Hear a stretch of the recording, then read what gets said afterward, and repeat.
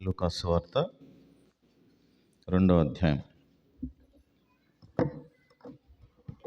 లూకా సువార్త 2వ అధ్యాయం 8 నుంచి 20 వచనాలు మార్చి చదువుదాం. లూకా సువార్త 2వ అధ్యాయం 8 నుంచి 20 వచనాలు మార్చి చదువుదాం. ఆ దేశములో కొందరు గొర్రెల కాపరులు పొలములో ఉండి రాత్రి వేళ తమ మందను కాచుకొనుచుండగా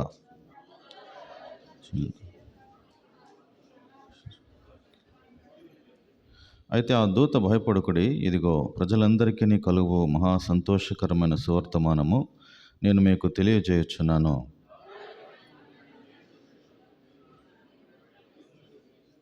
దానికిదే మీ కానవాలు, ఒక శిశువు పొత్తిగుండలతో చుట్టబడి ఒక తొట్టిలో పండుకొని ఉండటం మీరు చూచెదరని వారితో చెప్పాను. సర్వోన్నతమైన స్థలములో దేవునికి మహిమయు, ఆయనకిష్టులైన మనుష్యులకు భూమి మీద సమాధానం కలుగునుగాకని దేవుని స్తోత్రము చేయుచుండెను.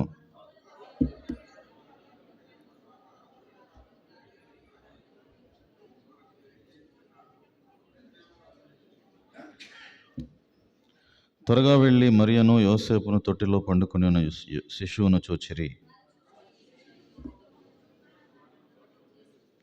గొర్రెల కాపరులు తమతో చెప్పిన సంగతులను గూర్చి విన్నవారందరూ మిక్కిలి ఆశ్చర్యపడిరి.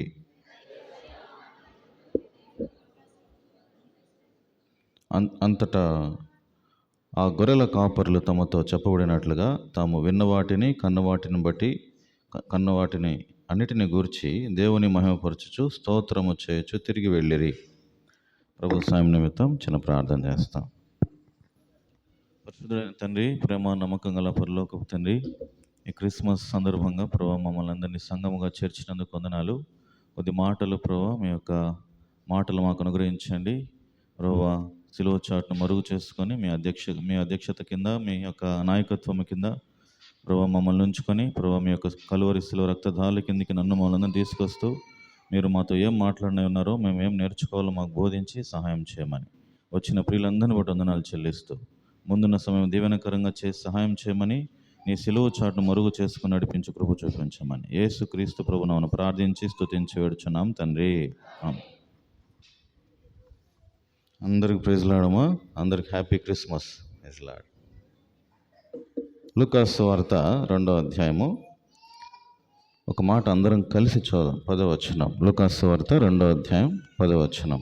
అయితే ఆ దూత భయపడుకుడి, ఇదిగో ప్రజలందరికీ కలుగు మహా సంతోషకరమైన సువర్తమానము నేను మీకు తెలియజేయుచున్నాను. ఒక సంతోషకరమైనటువంటి వార్త. లోకమునకు ఒక రక్షకుడు కావాలి. ఈ రక్షకుడు లేకపోతే మానవుడు దేవుణ్ణి చూడలేడు. మానవుడు దేవుణ్ణి దేవునిగా చూడలేడు. దేవుణ్ణి దేవునిగా చూడటానికి బైబిల్ ఏం చెప్తుందంటే, హృదయ శుద్ధి గలవారు ధన్యులు, వారు దేవుణ్ణి చూస్తారు అని రాయబడి ఉంది. మానవుడు నీతిమంతుడు కాదు, పాపములో పుట్టినవాడని రాయబడి ఉంది. దైవజనుడైన మోషేకి ఒక కోరిక ఉండేది. ఏమని ఉండేదంటే, ప్రభువా నేను నిన్ను చూడాలా అని ఒక కోరిక కలిగింది. అప్పుడు దేవుడు ఏమంటాడంటే, నిర్గమకాండం 30 చూడండి, దేవుడిచ్చిన సమాధానం 33వ అధ్యాయం. నిర్గమకాండం 33వ అధ్యాయం 18వ వచనం. ఈయన ప్రశ్న అడిగాడు, దయచేసి నీ మహిమను నాకు చూపుమనగా అప్పుడు దేవుడిచ్చిన సమాధానం ఎక్కడుందంటే 20 చదవండి. 20వ వచనం. మరియు ఆయన నీవు నా ముఖమును చూడజాలవు, ఏ నరుడును నన్ను చూచి బ్రతుకడనెనో. No one can live. దేవుణ్ణి చూచి బ్రతికేటటువంటి వ్యక్తి ఎవరు లేరు, బ్రతకలేరు కూడా. ఒక స్నేహితునితో మాట్లాడుతున్నాడు దేవుడు మోషేతో. ఆయనకు ఒక ఆశ కలిగింది, ఆయన నేను చూడాలా, ఎట్టి పరిస్థితుల్లో నేను ఆయన చూడాలని. అప్పుడు దేవుడు చెప్పిన మాట ఏంటంటే, నీవు నన్ను చూడలేవు, ఏ మనిషి కూడా నన్ను చూచి బ్రతకలేడు. ఇప్పుడు దేవుణ్ణి చూడాలంటే ఎట్లా చేయాలి మరి? దేవుణ్ణి దేవునిగా మనిషి చూడలేడు. ఇప్పుడు నేను దేవుణ్ణి చూడాలి, ఎట్లా చేయాలి మళ్ళా? ఎట్లా, దానికి పరిష్కారం ఏంటి? అందుకనే ఈ క్రిస్మస్ యొక్క అర్థం ఏంటంటే, ఆ దేవుణ్ణి చూపించటానికి యేసుక్రీస్తు ప్రభువారు లోకరక్షకునిగా ఉదయించినాడు, జన్మించినాడు. నరుడు దేవుణ్ణి చూసే ఒక ధన్యత. అందుకనే మధ్యవర్తిగా ఆయన ఈ లోకానికి వచ్చినాడు. కాబట్టి దేవుడు నరుడుగా వచ్చాడు. ఆ పరలోక వైభవమును వదిలిపెట్టి ఒక నరునిగా భూమి మీదకి వచ్చినాడు. ఇప్పుడు క్రిస్మస్ అంటే మనుషులందరూ సర్వలోకములో ఈ పండుగ చేసుకుంటున్నారు. ఒక 3 సంగతులు తప్పకుండా చేస్తారు. ఏం చేస్తారు చెప్తారా? పండుగ అంటే ఏం చేస్తాం సాధారణంగా? ఏం చేస్తాం? పండుగ అంటే ఇంటికి పని చెప్తారంట. ఇంట్లో ఉన్న బోకులన్నీ బయట పెట్టి తోమి తోమి తోమి తోమి మళ్ళీ నీట్గా కనపడాల, బాగా నీట్గా పెయింట్కి ఇంటంతా నీట్గా వేసి ఇంటికి పని చెప్తారు. ఈ భీమవరం సైడ్ బోకులు అంటే అర్థం కాదు. మా వదినోళ్ళు భీమవరం సైడే. ఏదరా ఈ బోకులు కొత్తగా ఉంది పదం, బోకులు అంటే ఏంది బోకులు అని వాళ్ళకి అర్థం కాలే. అంటే ఇంటికి పని చెప్తారు పండగ వచ్చినప్పుడు. తర్వాత ఒంటికి పని చెప్తారు, శరీరానికి పని చెప్తారు. ఏం పని శరీరానికి? బట్టలు.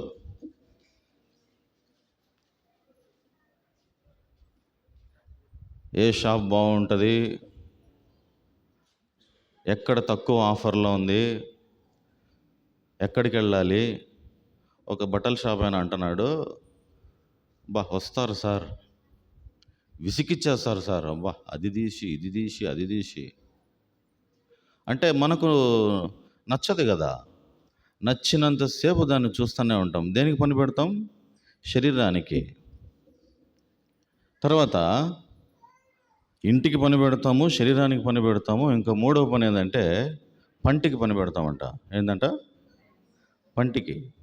ఏం కావాలా పంటికి? ఏం కావాలమ్మా?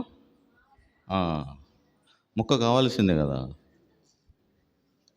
ముక్క లేకుంటే ముద్ద దిగదు. కాబట్టి ఈ మూడు ప్రాముఖ్యమైనవి కావు పండగ అంటే. ఇప్పుడు ఇక్కడికి వచ్చినాము, పండగ ఇప్పుడు మనం ఒక వాక్యం చదువుకున్నాం కదా, ఆమోస్ 5వ అధ్యాయం 21వ వచనంలో ఏముందంటే, అక్కడ పండగ అసహ్యించుకుంటున్నాడంట దేవుడు. అంకుల్ చదివిచ్చినాడు అన్నమాట. ఇప్పుడు మనిషి ఎదగాలి, ఎదగడం చూసి ఆయన సంతోషం, ఆత్మీయంగా ఎదుగుతూ పైకి రావాలి, అది ఆయన ఆశ. ఈరోజు ఒక 5 సంగతులు మీకు చూపించబోతున్నాను.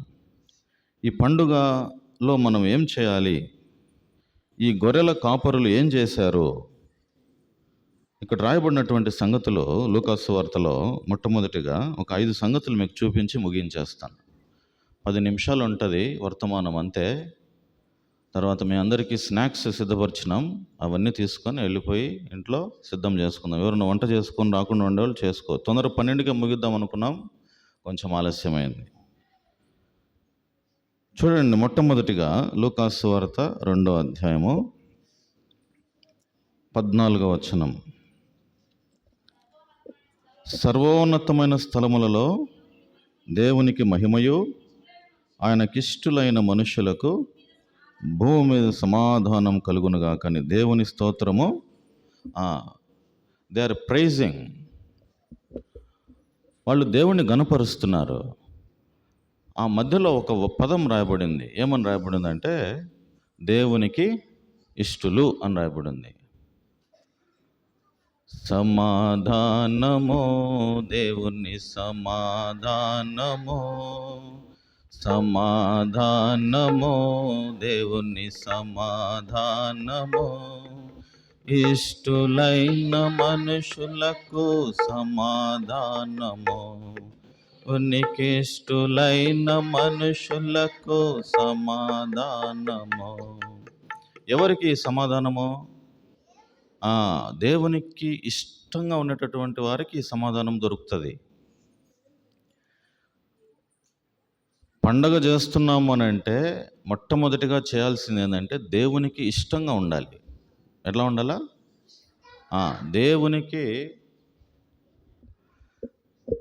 దేవునికి ఇష్టంగా బ్రతకాల. అది జీవితం అంటే.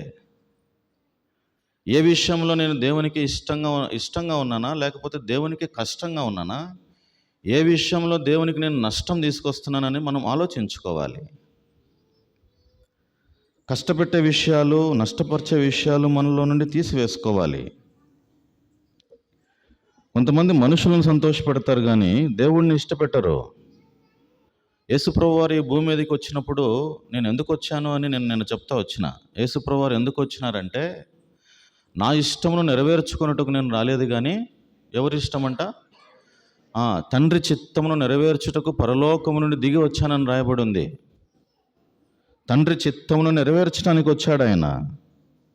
కాబట్టి మన ఇష్టము కాదు, దేవునికి ఇష్టంగా ఉండాలి. వాక్యానుసారంగా జీవించటమే దేవునికి ఇష్టం. మనము దేవునికి ఇష్టంగా ఉండాలనంటే ఒక కండిషన్ ఉంది బైబిల్లో. ఏంటి ఆ కండిషన్ అంటే, చూడండి, అందరూ తీయండి. యోహాను సువార్త 14వ అధ్యాయం. యోహాను సువార్త 14వ అధ్యాయం 15వ వచనం. యోహాను సువార్త, ఒకడు నన్ను ప్రేమించిన యెడల నా ఆజ్ఞలు గైకొనును. ఇప్పుడు దేవుణ్ణి ప్రేమిస్తున్నాము అని అన్నప్పుడు, దేవుడు అంటే నాకు ఇష్టము అని అన్నప్పుడు మనం ఏం చేయాలా? నేను దేవుణ్ణి చాలా ప్రేమిస్తాను అన్నప్పుడు నువ్వేం చేయాలంటే ఆయన ఆజ్ఞలను గైకొనాలి. అదే దేవుడు అడిగేది. మీరు నన్ను ప్రేమించిన యెడల నా ఆజ్ఞలను గైకొందురు. దేవునికి ఎక్కువ సంతోషం ఎప్పుడు తెలిసినా, దేవునికి అత్యున్నతమైన సంతోషం నన్ను చూస్తే దేవునికి మిక్కిలి సంతోషం. ఎప్పుడు సంతోషం వస్తుందంటే, చూడండి, యోహాను పత్రిక 3వ యోహాను రాసిన 3వ పత్రిక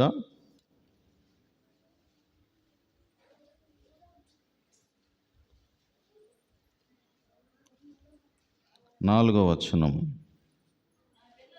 నా పిల్లలు సత్యమును అనుసరించి నడుచుకొనుచున్నారని వినుట కంటే నాకు ఎక్కువైన సంతోషము లేదు. పండగను బట్టి కాదు ఆయన సంతోషం. ఆయన సంతోషం దేంట్లో ఉందంటే, నా పిల్లలు సత్యమును అనుసరించి నడుస్తున్నారు, అది నాకు సంతోషం. సత్యములో ఉండడమే కావాలా? దాని కింద రాయబడి ఉంది సత్యములో. ఒకవేళ నువ్వు సత్యములో లేకుండా అసత్యములో ఉంటే ఆయనకు ఎంత బాధ తెలుసునా? చెప్పుకోలేని బాధ. మరి ఈరోజు ఒక తీర్మానం చేస్తాం, మనం అందరము దేవునికి ఇష్టంగా బ్రతుకుదామా వద్దా? బ్రతకాలన్నప్పుడు ఏం చేయాలి? మనము ఆయనను ప్రేమిస్తున్నాము గనక ఆయన ఆజ్ఞలను గైకొనాలా, ఆ సత్యములో మనం ఉండాలి.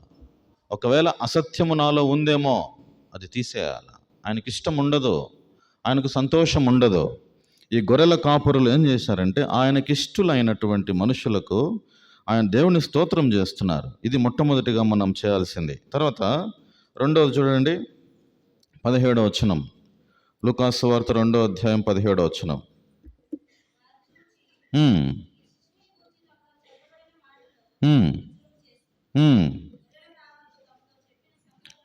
అక్కడ రాయబడిన మాట 17వ వచనంలో, తమతో చెప్పబడిన మాటలు ఏం చేసినారు? వాళ్ళు ప్రచురము చేసిరి. వాళ్ళు దేవదూతలు తీసుకొచ్చిన సువర్తమానం విన్నారు. ఆ సువర్తమానము వినయముగా వాళ్ళు ప్రచురం చేస్తూ వచ్చినారు. విన్నారు, విశ్వాసం ఉంచినారు, విధేయత చూపించినారు. వీళ్ళు ఇప్పుడు ఏం చేస్తున్నారంటే వివరిస్తున్నారు, ప్రచురం చేస్తున్నారు. ఎవరిని గురించి? ఆ శిశువుని గురించి. ఇదిగో లోక రక్షకుడు పుట్టాడు అని చెప్పి ఎంతమంది చెప్తున్నారు? వీళ్ళు మొత్తం ప్రచురం చేస్తున్నారు. గొర్రెల కాపరులు ఎక్కడుంటారు గొర్రెల కాపరులు? అడవుల్లో ఉంటారు, లోయల్లో ఉంటారు, కొండల మీద ఉంటారు. వాళ్ళ పని ఏంది? గొర్రెలు కాసుకోవాలా. ఆ? అయితే ఇక్కడ రాయబడిన మాట ఏంటంటే 8వ వచనంలో, వాళ్ళు రాత్రివేళ తమ మందను కాచుకొనుచుండగా, రాత్రివేళ మందను కాస్తున్నారు. ఎక్కడేమన్నా వస్తాయేమో ఆ యొక్క అడవిలో, అరణ్యములో, ఆ యొక్క అట్లాంటి ప్రాంతములో. అప్పుడు వాళ్ళకు ఒక వర్తమానం వచ్చింది, భయపడకుడి, ఇదిగో ప్రజలందరికీ కలుగు మహా సంతోషకరమైన సువర్తమానం. ఇది ఎక్కడి నుంచి వచ్చిందంటే డైరెక్ట్గా హెవెన్ నుంచి వచ్చింది ఈ వార్త. ఒక పాట ఉంటుంది, ఇంగ్లీష్లో పాట. Oh what a wonderful wonderful day, the day that I never forget, heaven came down and glory fill my soul. పరలోకము భూమి మీదకి వచ్చిందంట. పరలోకములో నుండి వచ్చినటువంటి ఆ వార్త వీళ్ళకి వినపడింది. వీళ్ళందరూ ఏం చేస్తున్నారంటే ఈ సంతోషము తట్టుకోలేక ఈ చుట్టుపక్కల గ్రామాల్లో ప్రతి ఒక్కరికి ప్రచురం చేస్తున్నారు. ఇప్పుడు నువ్వు ఎవరికన్నా చెప్పావా? ఇదిగో ఈరోజు ఒక మంచి విశేషం ఏమిటంటే లోక రక్షకుడు ఉదయించినాడు భూమి మీద, నిన్ను నన్ను రక్షించడానికి ఒక రక్షకుడు ఉదయించాడని చెప్పాలా నువ్వు? ఈ గొర్రెల కాపర్లు ఏం చేసినారు? వివరించినారు, ప్రచురం చేసినారు, ఒక మంచి వర్తమానం ప్రజలకు వివరించినారు. అది దేవుడు నీ నుంచి నా నుంచి కోరేది. కాబట్టి దేవుడు ఆశించేది ఏంటంటే నువ్వు సత్యములో ఉండాలని, నువ్వు ఆయన ఆజ్ఞలను గైకొనాలని, తర్వాత ఆయన మాటను ప్రచురము చేయాలని, సువర్తమానము ప్రచురము చేయాలని, ఇది ఆయన కోరేది. తర్వాత 3వ విషయం గమనించినట్లయితే చూడండి, ఇక్కడ రాయబడిన మాట ఇదే 2వ అధ్యాయము 20వ వచనం. 20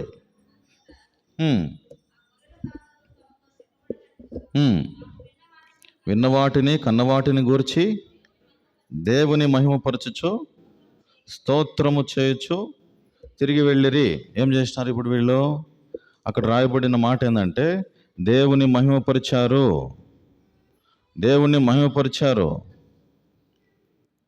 పాండిత్యము లేనటువంటి ఈ గొర్రెల కాపరులు ఏమైనా పెద్ద చదువు చదువుకున్నారా? వీళ్ళు ఏమైనా చదివినారా? ఏం చదవలే, పాండిత్యము లేదు వీళ్ళకి. అయినా కూడా దేవుని గురించి ప్రచురం చేస్తున్నారు. గొర్రెల కాపరులకు లోక జ్ఞానము లేదు, అయినా కూడా దేవుణ్ణి మహిమపరుస్తున్నారు. దేవుణ్ణి మహిమపరుస్తూ స్తోత్రము చేయుచు తిరిగి వెళ్ళిరి. దేవుణ్ణి గణపరచాలి. మనము దేవుణ్ణి గొప్ప చేయాలి. ఈ పండుగ రోజు దేవుణ్ణి గొప్ప చేయాలి, దేవుణ్ణి ఘనంగా గణపరచాలి. నన్ను గణపరచు అని నేను గణపరచుదును. కీర్తన గ్రంథంలో ఒక మాట ఉంటుంది, మాకు కాదు యెహోవా మాకు కాదు. చదవండి ఆ మాట. కీర్తన గ్రంథం 115:1.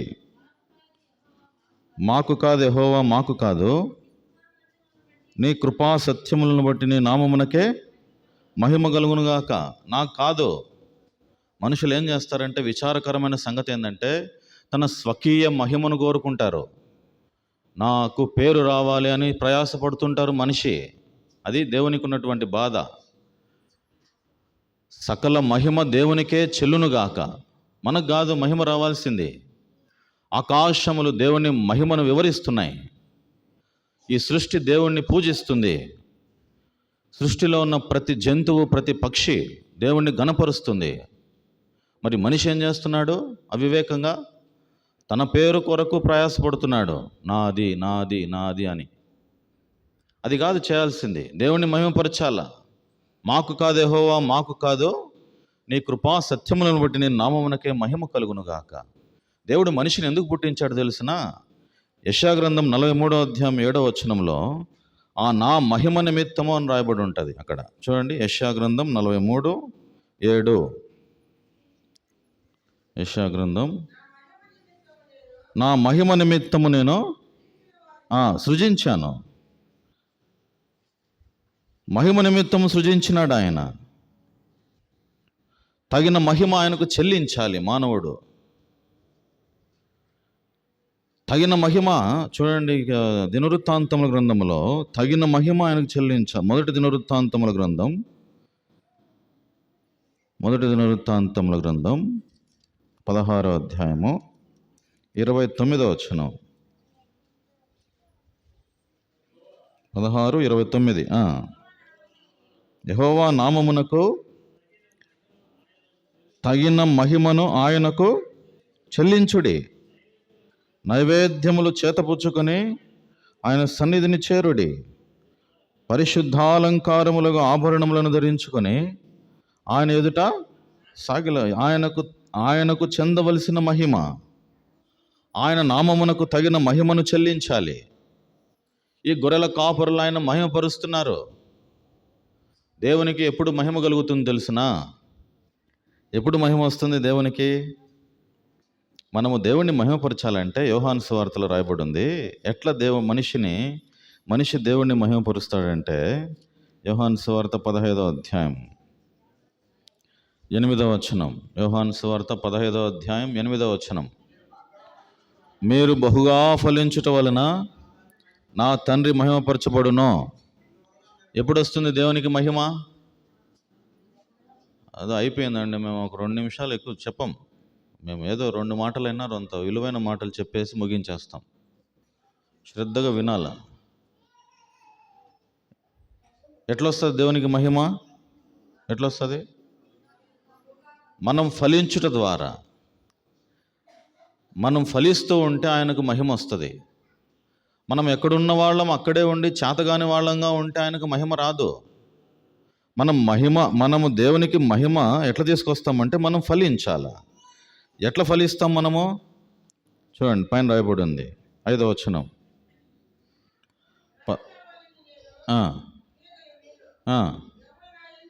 ఎవడు నా యందు నిలిచి ఉండునో, నేను ఎవని యందు నిలిచి ఉండునో వాడు బహుగా ఫలించును.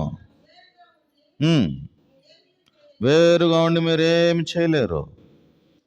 కాబట్టి వేరుగా ఉండి మనం ఏం చేయలేం. మనం ఫలించాలంటే ఏమని రాయబడిందంటే, ఎవడు నా యందు నిలిచి ఉండునో, నేను ఎవని యందు నిలిచున్నో వాడు బహుగా ఫలించును. ఆయనను మనం ధరించుకోవాలి.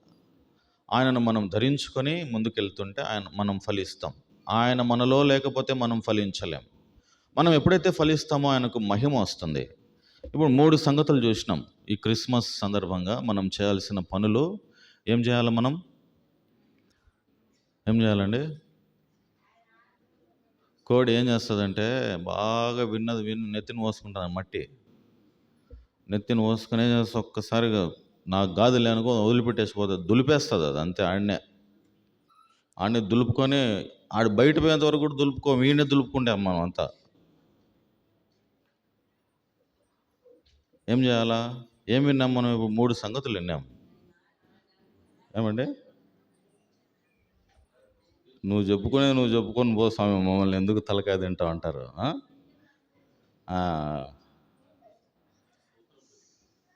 రైట్. గొర్రెల కాపరులు దేవుణ్ణి మహిమపరిచారు. మొట్టమొదటిగా దేవునికి ఇష్టలుగా ఉన్నారు. మనం ఎట్లుండాలా? పండగ రోజు మనం చేయాల్సిన సంగతి ఏంటంటే దేవునికి ఇష్టంగా ఉండాలా. అది దేవుడు కోరేది. తర్వాత రెండవ విషయం ఏంటంటే, వాళ్ళు ప్రచురము చేస్తూ వచ్చినారు. మంచి వార్తను ప్రచురం చేస్తూ వచ్చినారు. నేను దేవునికి ఇష్టంగా ఉన్నానా లేదా పరీక్షించుకోవాలా. దేవుని సువార్తను ప్రచురం చేయాలా. ఈ యొక్క సువర్తమానము పరలోకము నుండి భూమి మీదకి దిగి వచ్చింది. ఎట్లా వచ్చింది ఈ వార్త? దేవదూతలు తీసుకొచ్చినాయి కబురు. మళ్ళీ నువ్వు నేను ఇతరుల కన్నా చెప్పాలా కనీసం. ఇదిగో ఈరోజు రక్షకుడు పుట్టాడు, అందుకని ఇదిగో మా మందిరానికి రండి, ఈ యొక్క వాక్యం చదువుకోండి అని చెప్పి పత్రికలన్నా పంచాలా, చిన్న చిన్న బైబుల్లన్నా పంచాలా. అది నువ్వు చేసే మంచి పని ఈరోజు. తర్వాత 3వ విషయం ఆయన కోరేది ఏంటంటే, ఆయనను మహిమపరచాల, దేవుణ్ణి మహిమపరచాల. తర్వాత 4వ విషయం ఏంటంటే, చూడండి, మొదటి పేతురు గ్రంథం ముగించేస్తాను, ఇంక అయిపోయింది. పేతురు గ్రంథం 3వ అధ్యాయం 3వ వచనం. మొదటి పేతురు 3:3.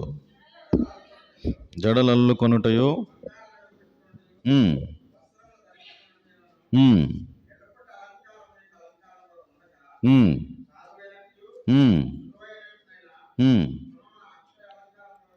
అక్షయ అలంకారం. దేవుడు కోరే అలంకారం ఎట్లాంటిది?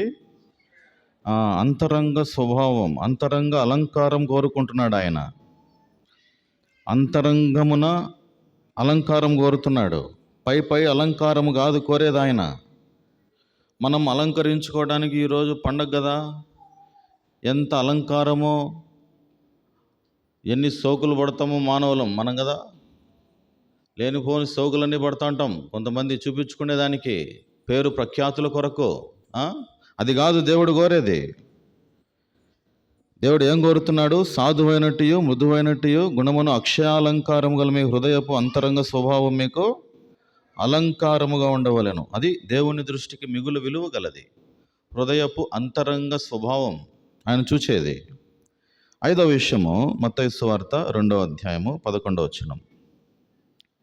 మత్తయి సువార్త 2వ అధ్యాయము 11వ వచనం.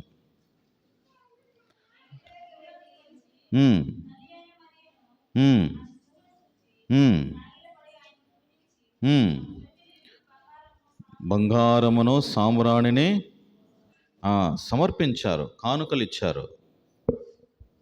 మనం కూడా సమర్పించుకోవాలా. సమర్పించుట ద్వారా సమకూర్చబడతాం. సమకూర్పు దేవుని దగ్గర నుండి వస్తుంది. విలువైనవి సమర్పించినారు ఆయనకు. బంగారు, సాంబ్రాణి, బోళం. బంగారు విలువైనది, దేవుడు విలువైన వాడని చెప్పి ఆయనకు బంగారు సమర్పించినారు. ఆయన పేదవాడుగా పుట్టాడు భూమి మీద, నిరుపేదగా పుట్టాడంట భూమి మీద. ఆయన ఉన్నవారు కుటుంబంలో పుట్టలేదు ఆయన. ధనవంతులు ఏం చేస్తారంటే గొర్రెలు సమర్పించుకుంటారు బలిగా. వీళ్ళు ఏం చేసినారు తెలిసిన? మందిరాన్ని తీసుకొని పోయి 2 గువ్వలు తీసుకొని పోయినారు. అదంతా చెప్పడానికి టైం లేదు, కానీ అంత పేద స్థితి వీళ్ళది. యేసు ప్రభు ఒక ధనికమైనటువంటి కుటుంబాన్ని ఎన్నుకోలేదు ఆయన. దరిద్రమైనటువంటి వానిగా ఒక పశువుల పాకలో జన్మించినాడు ఆయన. ఎందుకు జన్మించినాడు? నీ కొరకు, నా కొరకే. లోక పాపములను మోసుకొని పోయే దేవుని గొర్రెపిల్ల, నిన్ను నన్ను ధనవంతునిగా చేయాలని శాపగ్రాహి అయి శిక్షను భరించినాడు ఆయన. ఎన్ని అవమానాలో గడ్డము పెరుకు వారికి ఆయన అప్పగించుకున్నాడు, తన శరీరాన్ని అప్పగించుకున్నాడు ఉమ్మివేయు వారికి. ఎంత ప్రేమ గలవాడు ఆయన. ఎంత దరిద్రత స్థితిలో కొరింథీ పత్రికలో రాయబడి ఉంది, నిన్ను నన్ను ధనవంతునిగా చేయటానికి ఆయన దరిద్రుడైనాడు అని రాయబడి ఉంది. ఇది ఆయన స్థితి. సమర్పించుకున్నారు బంగారము, సాంబ్రాణి, బోళం. బంగారు విలువైనటువంటి వాడు కాబట్టి బంగారం సమర్పించుకున్నాడు. సాంబ్రాణి యాజకత్వానికి సూచిస్తుంది. తర్వాత బోళము పునరుత్థానం గురించి. ఆయన సమాధి చేయబడి తిరిగి మృత్యుంజయి 3వ రోజున లేచాడని చెప్తుంది. అది బోళం. కాబట్టి విలువైనవి సమర్పించాం. మనం ఏం సమర్పిస్తున్నామో? కొంతమంది ఎవరైనా పేదవారు ఉంటే వాళ్ళను గమనించాలా. మనం కూడా దేవుని ప్రేమ చూపించి, ఇదిగో దేవుని ప్రేమను పంచాల. అది చేయాల్సింది. పండుగ రోజు 5 సంగతులు నేర్చుకున్నాం, ముగించేస్తున్నా. ఏం నేర్చుకున్నాం ఈరోజు? ఇక్కడికి వచ్చి ఆయనకి ఇష్టముగా జీవించాల, దేవునికి ఇష్టముగా ఉండాలి, మనుషులకు కాదు. మనుషులు ఈరోజు నిన్ను ప్రేమిస్తారు, రేపు నిన్నేం చేస్తారో పోరా అంటారు అంతే. ఎవడు ప్రేమించడు నిన్ను, నువ్వేం చేయాలా? దేవుడు ఎప్పుడు నిన్ను విడిచిపెట్టేటోడు కాదు. దేవునికి ఇష్టముగా ఉండాలి, అది చేయాల్సింది. తర్వాత ఆయన విషయమై ఆయన మంచి వార్తను ప్రచురం చేయాలి. దూతలు తీసుకొచ్చినారు పరలోకం నుండి కిందికి భూమి మీద, సువర్తమానం ప్రకటించినారు. మనము కూడా సువర్తమానం ప్రజలకు వివరించాలి. తర్వాత 3వది ఏం చేయాలా? ఆయనను మహిమపరచాల. ఆయనను మహిమపరచాలంటే మనం ఫలించాలా. మనం ఫలించాలంటే దేవుడు మన యందు ఉండాలా, అప్పుడు మనం ఫలిస్తాం. తర్వాత అంతరంగ స్వభావం కోరుతున్నాడు, అంతరంగం యొక్క అలంకరణ. తర్వాత 5వ విషయం చూసాము. ఏం చూసాము? 5వది చివరిగా మనం ఆయనకు సమర్పించాల, విలువైనవి సమర్పించుకోవాలా. హృదయమే విలువైనది, మనిషిలో ఉన్న హృదయమే విలువైనది. నువ్వు బాగా ఎదగడమే దేవుని సంతోషం, సత్యములో ఉండడమే దేవుని సంతోషం. దేవుడి మాటలు దీవించునుగాక. ఇప్పుడు మనం ముగించేస్తాం చివరి ప్రార్థనతో. అందరికీ రిఫ్రెష్మెంట్, కేకు, జ్యూస్ ఉంది, అందరూ తీసుకెళ్ళండి. ఈ పాట పాడుతుంటాం. ఈ పాట సమయంలో, పాట తర్వాత చివరి ప్రార్థన ఆశీర్వాదంతో ముగించేస్తాం. పాట పాడుతున్న సమయంలో మీకు కేకు తర్వాత జ్యూస్ పంచుతారు. అందరూ తీసుకోండి. అందరికీ మళ్ళీ ఇంకొకసారి హ్యాపీ క్రిస్మస్. రండి, పాట పాడుతుంటాం.